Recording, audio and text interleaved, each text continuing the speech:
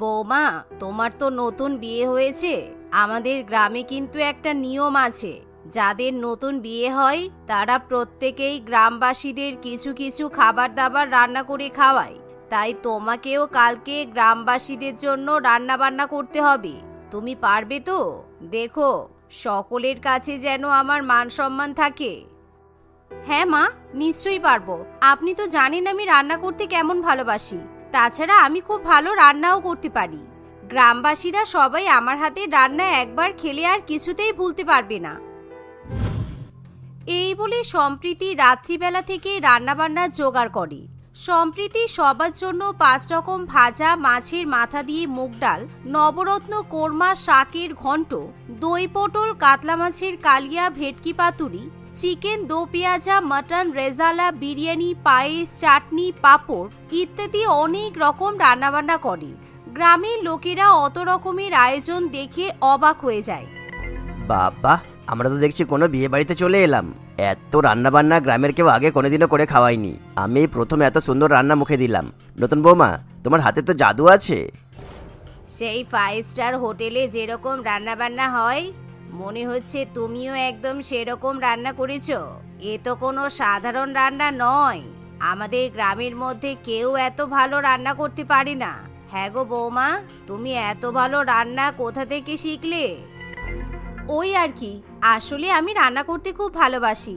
রান্না করতে করতে আমার অভ্যাস হয়ে গেছে, তাই এখন আমি যাই রান্না করি তাই খেতে খুব ভালো হয়। এর বেশি আর কিছুই নয়। গ্রামবাসীরা সেদিন সবাই সম্প্রীতির খুবই প্রশংসা করে, তাই সম্প্রীতি খুবই খুশি হয়। কিন্তু সম্প্রীতি যতই খুশি হোক না কেন, অত রকমের রান্নাবান্না করতে গিয়ে তার হাত পা কোমর একেবারে ব্যথা হয়ে যায়। কিন্তু নতুন বউ হওয়ায় সে কিছু বলতেও পারে না। পরের দিন।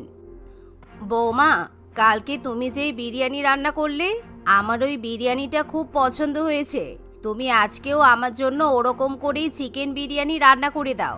কালকে গ্রামের লোকগুলো এত খাওয়া খেয়েছে, আমার জন্য তো বিরিয়ানি বেঁচেই ছিল না। শাশুড়ি মায়ের কথা শুনে সম্প্রীতি বিরিয়ানি রান্না করতে চলে যায়, কিন্তু তার রান্না করা বিরিয়ানির গন্ধ সারা পাড়ায় ছড়িয়ে পড়ে, যার ফলে গ্রামবাসীরা সবাই বুঝতে পারে সম্প্রীতি আজকেও ভালো কিছু রান্না করছে।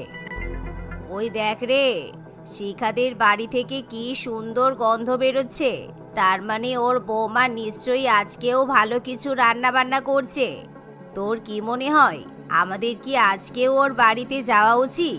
কালকে নতুন বৌমার হাতে রান্না খাওয়ার পর আমি তো ভাবছিলাম যে আবার কবে ওর হাতের রান্না খেতে পাবো। হ্যাঁ মা, আমারও তো খুব বিরিয়ানি খেতে ইচ্ছে করছে। কিন্তু কালকেই তো ওদের বাড়ি থেকে আমাদের এত বড় একটা অনুষ্ঠানে খেতে দিল। আবারও কি আমাদের ওদের বাড়িতে বিনা নিমন্ত্রণে যাওয়া উচিত? হ্যাঁ, তাও তো একটা কথা। কিন্তু ঠিক আছে, আমি ঠিক একটা বুদ্ধি বের করে ফেলবো।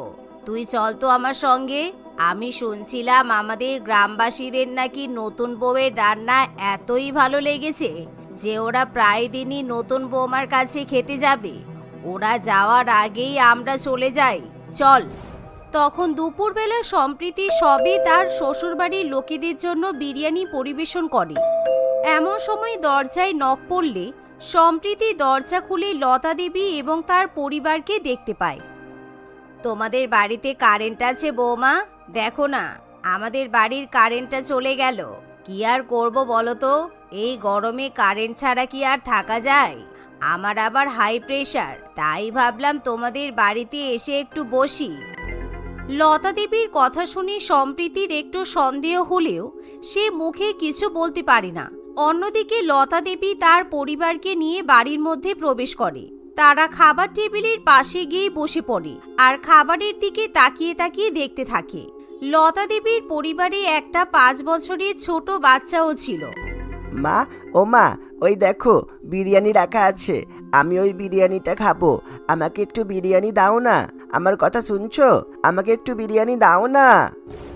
রিঙ্কু এভাবে বায়না করলে লতা দেবী রিঙ্কুকে ধমক দিয়ে বলে, লোকের বাড়িতে এসে এসব বলতে নেই।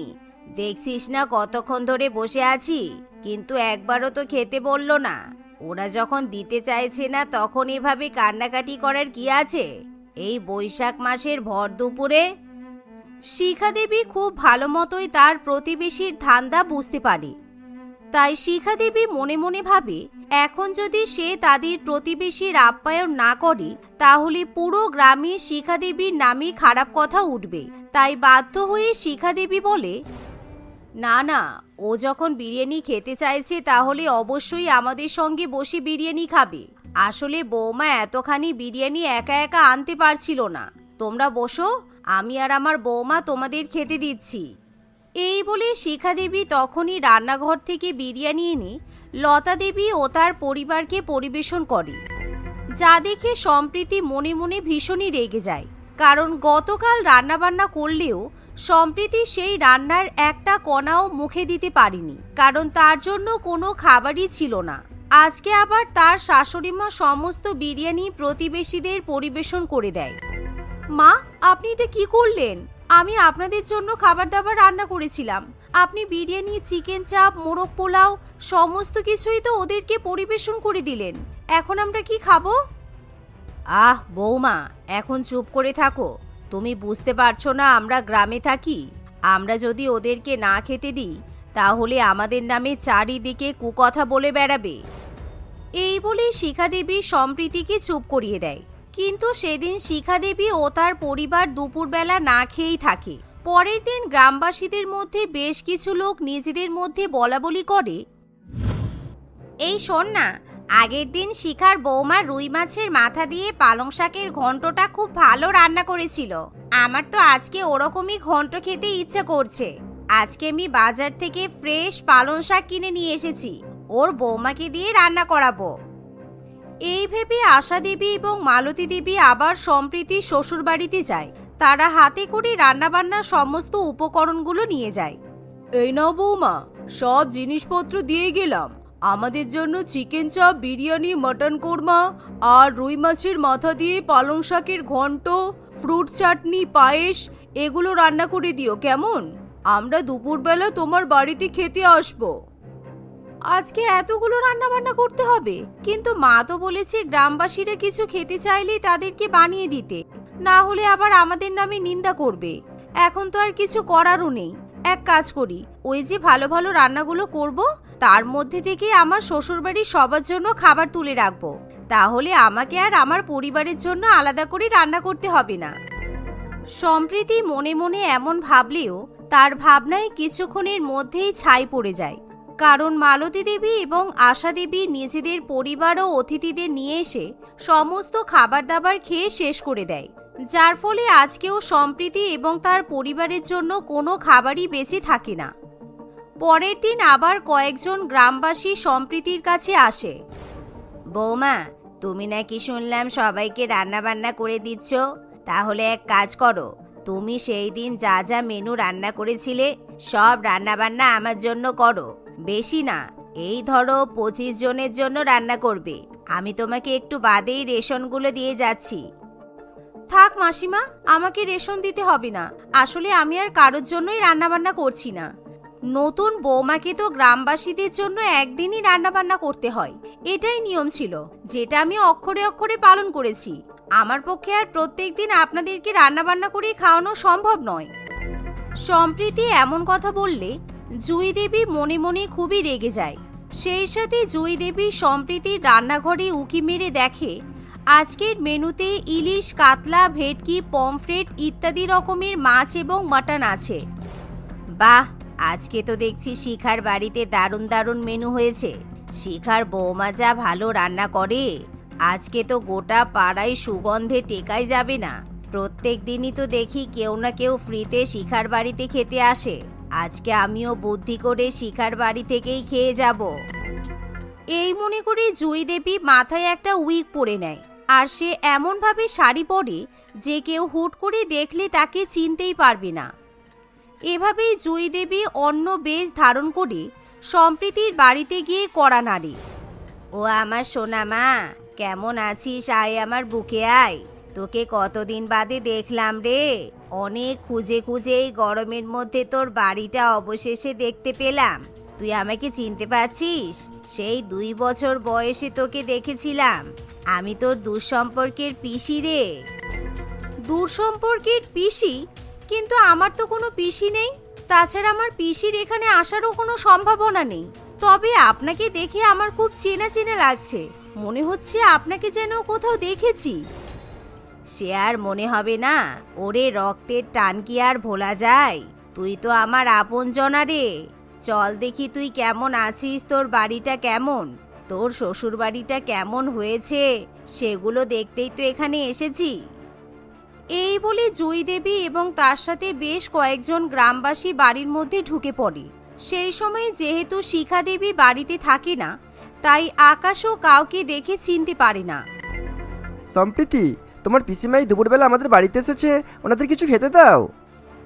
এই শুনে সম্প্রীতি খাবার দাবার নিয়ে আসলে জুঁই দেবী এবং তার সঙ্গী সাথীরা সমস্ত খাবার খেয়ে শেষ করে দেয়। ফলে আজকেও আকাশের কপালে কাঁচকলা জোটে। কিন্তু গ্রামবাসীরা যখন খাওয়া দাওয়া করে বাড়ি থেকে বেরিয়ে যাবে, ঠিক এমন সময় তাদের সাথে শিখা দেবীর দেখা হয়। কি ব্যাপার জুঁই, তুই আমার বাড়িতে? তোর থেকে না আমি 1000 টাকা পেতাম, এখনো তো দিসনি। দে আমার 1000 টাকা ফেরত দে। কিসের টাকা? আমার কাছে কোনো টাকা নেই। এই মহিলা তো কিছুক্ষণ আগে আমার পিসি বলে পরিচয় দিয়ে আমাদের হাড়ি হাড়ি খাবার খেয়ে শেষ করে ফেললো। এই মহিলার কাছে আপনি টাকা পেতেন আগে বলবেন তো। দাঁড়ান, এখনই বেধড়ক মার দিচ্ছি, ফ্রিতে খাওয়া একেবারে বার করে দেব। এই বলে সম্প্রীতি এবং শিখা দেবী রাগের চোটে জুঁই দেবীকে খুব মারধর করে, আর এই ব্যাপারটা পুরো গ্রামে রটে যায়। এই শুনছিস, আগের দিন নাকি শিখা আর ওই বৌমা আমাদের ওই জুঁইকে ওদের বাড়িতে ফ্রিতে খেতে গিয়েছিল বলে আচ্ছা করে মারধর করেছে। ভাগ্যিস বাবা আমাদের মারেনি। না না, আমার আর মান সম্মান নষ্ট করার দরকার নেই। আমার নিজের বাড়িতে যা রান্না হয় আমি তাই খাবো। সেই ঘটনার পর থেকে কেউ আর সম্প্রীতির বাড়িতে খাবার খেতে যায় না, তাই সম্প্রীতিকেও আর গাদা গাদা গুচ্ছের রান্নাবান্না করতে হয় না। লাবণী তার বর তুহিনের সঙ্গে বাস করত। তাদের 4 বছরের বৈবাহিক জীবন ছিল। স্বামী স্ত্রী দুজনেই তাদের জীবনে এক নতুন অতিথি আসার অপেক্ষা করছিল। একটা বাচ্চার জন্য তারা উপরওয়ালার কাছে বহু প্রার্থনা করতে থাকে। শুধু তাই নয়, তারা অনেক ভালো ভালো বড় ডাক্তারের কাছেও গিয়েছিল। উপরওয়ালার কৃপায় এবং সুচিকিৎসা ব্যবস্থার ফলে লাবণী প্রেগনেন্ট হয়। তুহিন খুব খুশি হয়েছিল। সে আনন্দে আত্মহারা হয়ে তাদের গ্রামের সকলেরই মিষ্টিমুখ করিয়েছিল। আচ্ছা তুহিন, তোমার কি চাই? মানে তোমার ছেলে ভালো লাগে নাকি মেয়ে ভালো লাগে? আমার ছেলে মেয়ে দুটোই ভালো লাগে লাবণী। উপরওয়ালা খুশি করে যা দেবেন আমি তাতেই খুশি হব। শুধু আমাদের বাচ্চা যেন সুস্থ সবল হয়, আমি এটাই প্রার্থনা করি। কেন বলো তো, তোমার কি চাই, ছেলে না মেয়ে? আমার তো একটা খুব সুন্দর দেখতে মেয়ে চাই। আমার মেয়ে যেমন ফর্সা হবে তেমনই সুন্দর হবে, লম্বা হবে, কিউট হবে, একদম আমার মতো। আমি আমার মেয়েকে ছোটবেলা থেকে অনেক সুন্দর করে সাজিয়ে রাখবো। ঠিক আছে, উপরওয়ালা তোমার মনের ইচ্ছা পূরণ করুক। 9 মাস অপেক্ষার পর তাদের জীবনে সেই দিনটা চলেই আসে। লাবণী ও তুহিন বাবা মা হওয়ার সৌভাগ্য লাভ করে। লাবণীর ইচ্ছাও পূরণ হয়েছিল, কারণ লাবণী একটা মেয়ে সন্তানের জন্ম দিয়েছিল। তুহিন তার মেয়ের নাম রেখেছিল পুতুল। কিন্তু লাবণীকে দেখে বোঝা যাচ্ছিল যে সে বাচ্চাটিকে নিয়ে একটুও খুশি নয়। আরে লাবণী, কি হয়েছে কি তোমার? পুতুল কাঁদছে তো, কোলে নাও ওকে, দুধ খাওয়াও। এভাবে ওকে ফেলে রেখেছো কেন? দূর, তোমার মেয়েকে আমার একটু সহ্য হয় না। ভেবেছিলাম কি সুন্দর ফর্সা লম্বা কিউট একটা মেয়ে হবে, আর জুটলো কি কপালে একটা কুৎসিত মেয়ে, তা আবার বেটে। কি বলছো কি লাবণী? পুতুল কি আমার একার মেয়ে? এটা তো তোমারও মেয়ে।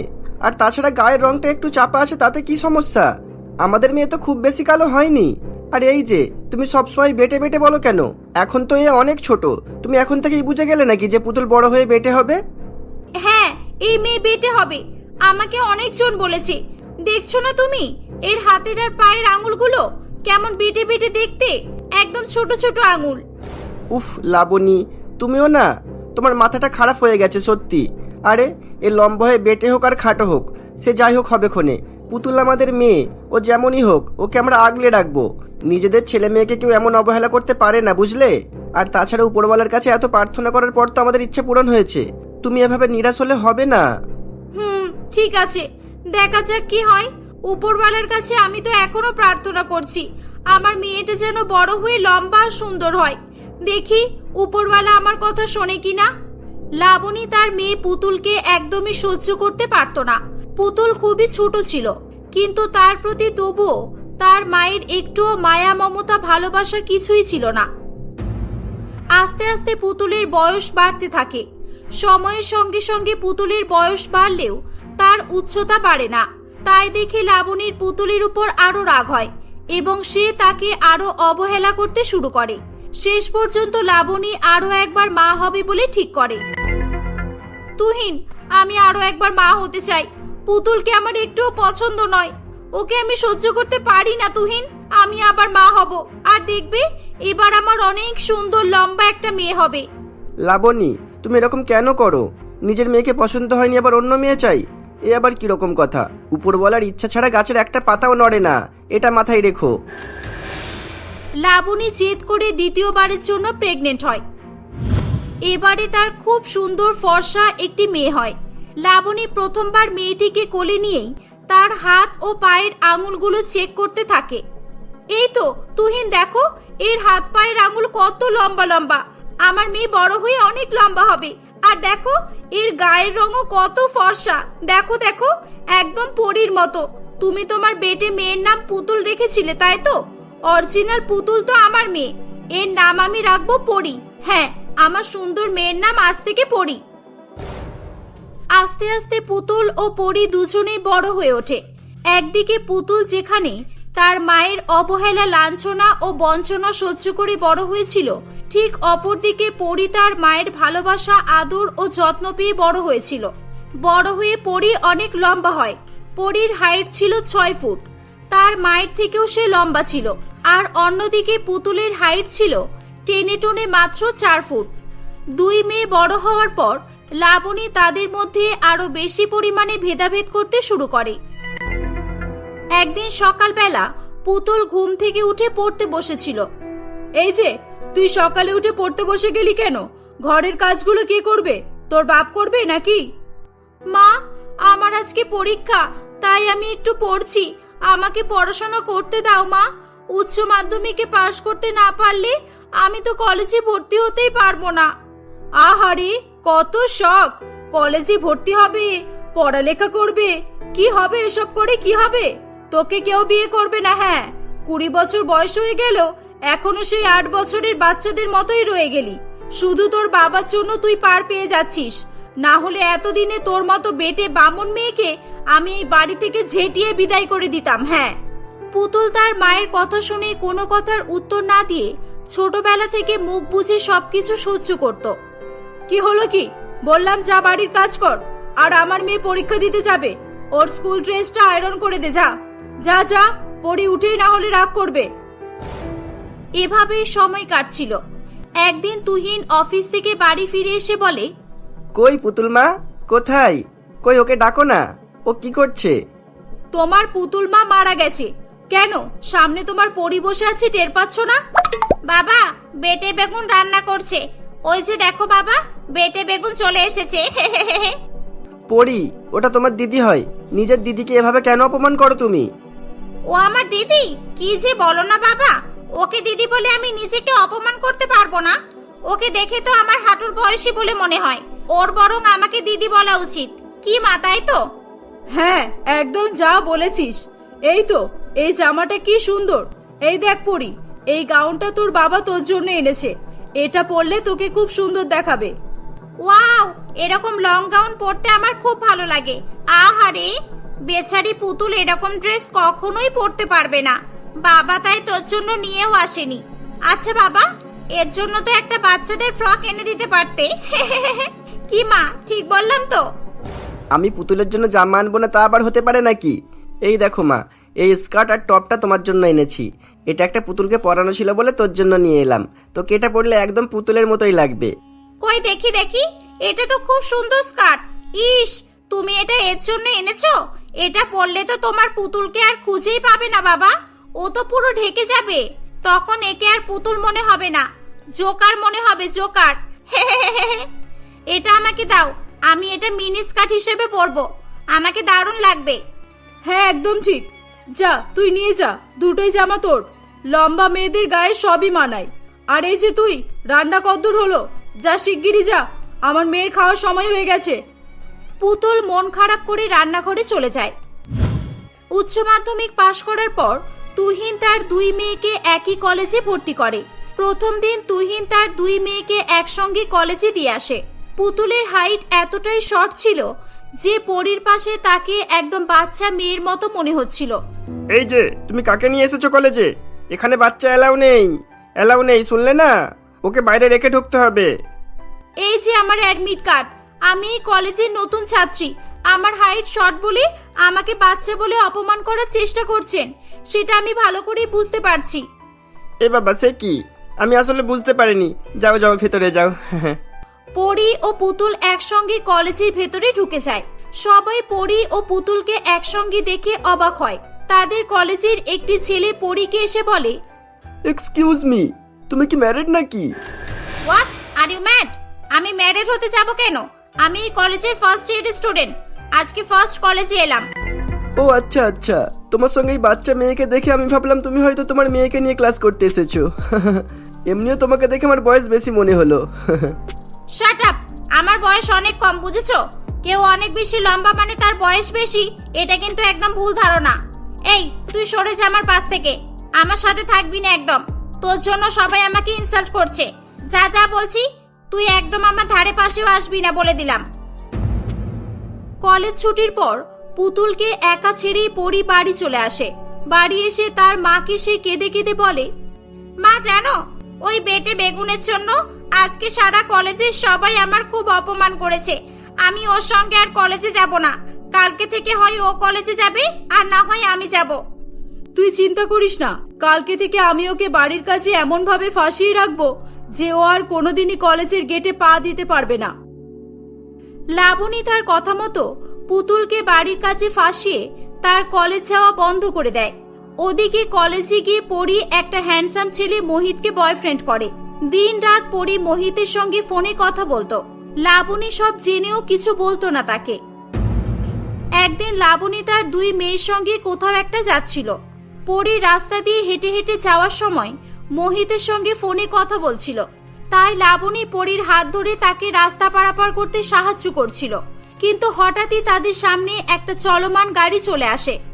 পরি গাড়িটিকে দেখতে পেয়ে তার মায়ের হাত ছেড়ে দিয়ে নিজেই সাইড হয়ে যায়। আচমকা গাড়িটিকে দেখতে পেয়ে লাবণী খুব ভয় পেয়ে গিয়েছিল। পুতুল তার মায়ের পেছনেই ছিল।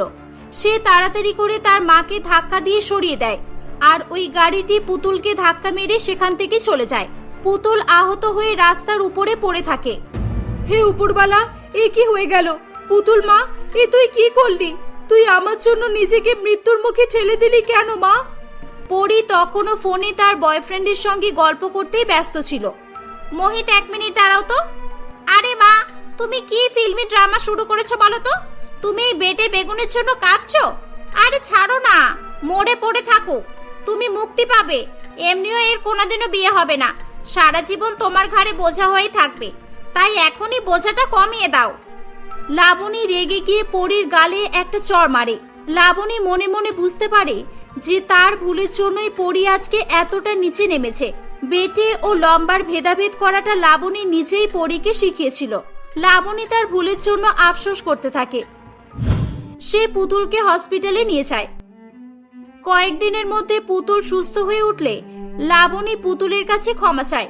পরিও তার মায়ের দেখে পুতুলের কাছে ক্ষমা চায়। তারপর থেকে লাবণী তার বেটে ও লম্বা মেয়ের মধ্যে ভেদাভেদ করা চিরতরে বন্ধ করে দেয়।